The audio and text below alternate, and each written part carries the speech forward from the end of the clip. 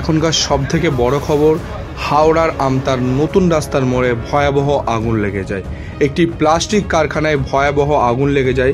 ঘটনাটি ঘটেছে গতকাল রাতে। সঠিক সময়টি কখন সেটা কিন্তু জানা যায়নি, কিন্তু গতকাল রাতে একটি ভয়াবহ আগুন লেগে যায়। সেই আগুন কিন্তু সকাল অবধি চলে এবং পরপর যে কারখানার আশেপাশে সমস্ত অংশ কিন্তু পুড়ে একদম ছাই ছাই হয়ে যায়। ঘটনাস্থলে দমকলের 5টি ইঞ্জিন আসে। সকালে উলুবেড়িয়া থেকে 5টি ইঞ্জিন আসে। ইঞ্জিন এসে কিন্তু আগুন যথেষ্টই নিয়ন্ত্রণ করার চেষ্টা করা হয়েছে।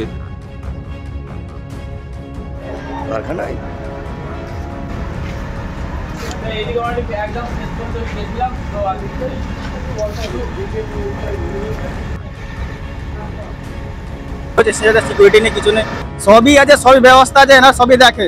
100-150 জন লোক কাজ করে, এরা জানে না কিভাবে কি করতে হয়? এতদিন থেকে করছে, কাজ করে খাচ্ছে।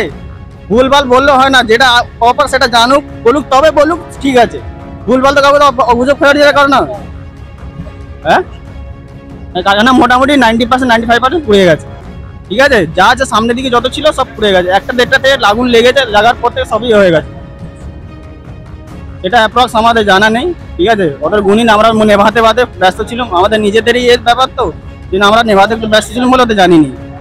মোটামুটি 10-15টার উপরে এসেছে। হ্যাঁ, আগুন নিমন্ত্রণ না যায়, অসুবিধা নেই। যানবাহন শুধু মালের ক্ষতি হয়, তো মানুষের কোনো অসুবিধা হয় না, কোনো ক্ষতি হয় না, সবাই সুরক্ষিত। শুধু মালপত্র শুধু জল পড়ে গেছে। আমার নাম রওশন সাউ। কিভাবে লাগলো সেটা তো এখনই বলা যাবে না, ওরা যারা ছিল প্রথম, যারা দেখেছে তারাই বলতে পারবে। আমাদের ডিপার্টমেন্টের গাড়ি আগুন খবর পাওয়ার সঙ্গে সঙ্গে চলে আসে। 5খানা গাড়ি এসেছে, 2টো আলমপুর, 2টো উলবেড়িয়া, 1টা হাওড়া থেকে।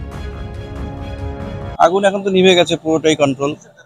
হ্যাঁ, এখানে সব প্লাস্টিকের পুরনো ওই জিনিসপত্র ভেঙে আবার ওগুলোকে দিয়ে গ্যানুয়েজ তৈরি করে ওটা থেকে আবার প্লাস্টিকেরই জিনিসপত্র তৈরি করে।